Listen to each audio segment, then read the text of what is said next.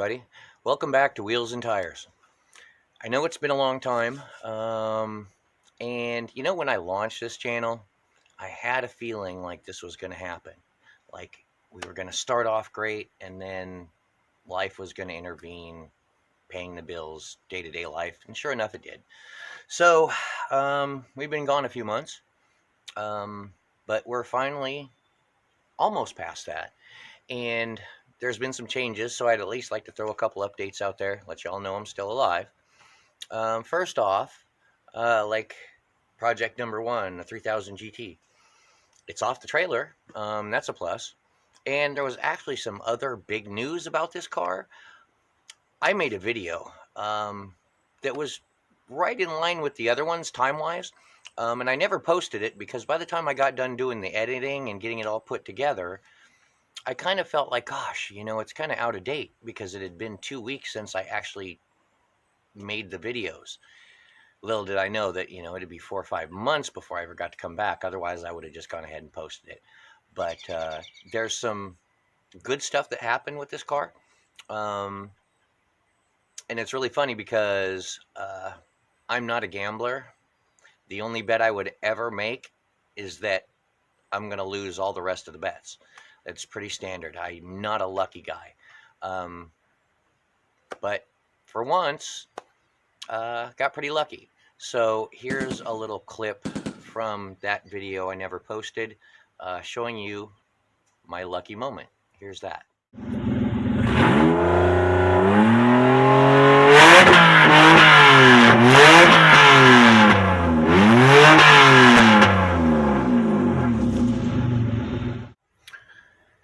That was so terrific.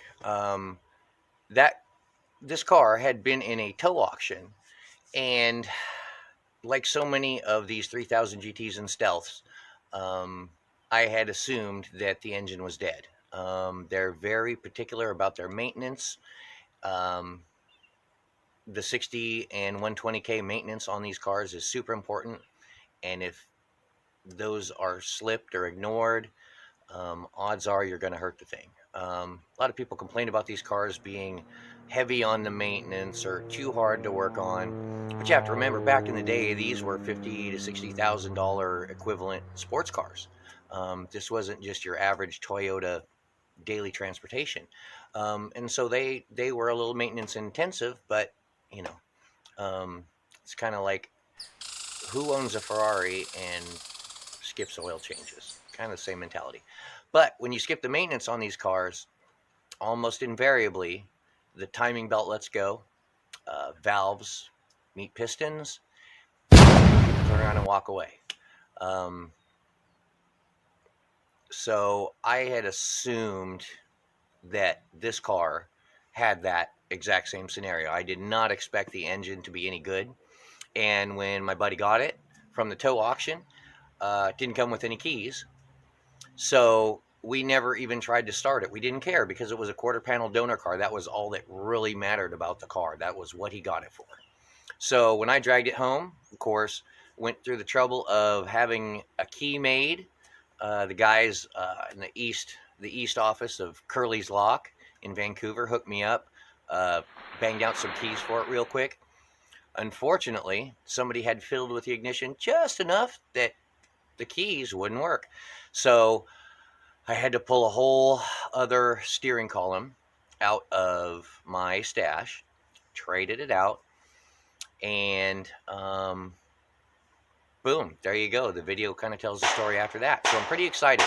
She's a runner. I'm having no idea about the history of the car. Of course, we're going to do that 60-120 timing belt maintenance-y thing before we put it really on the road, just because we have no idea about the history. So that's where we are with project number one. Of course, right over here from the last videos, there was that white Stealth that was going to be the donor car for the quarter panel.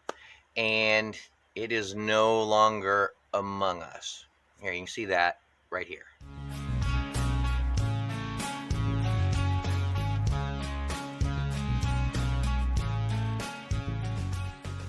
On to project number two, probably the one that holds the interest for everybody. the 69 Dart. Where are we at on that? Okay, well, there was an update on that one in that video that I never posted a while back also. So long story short, I'll just let you see it. And here's that.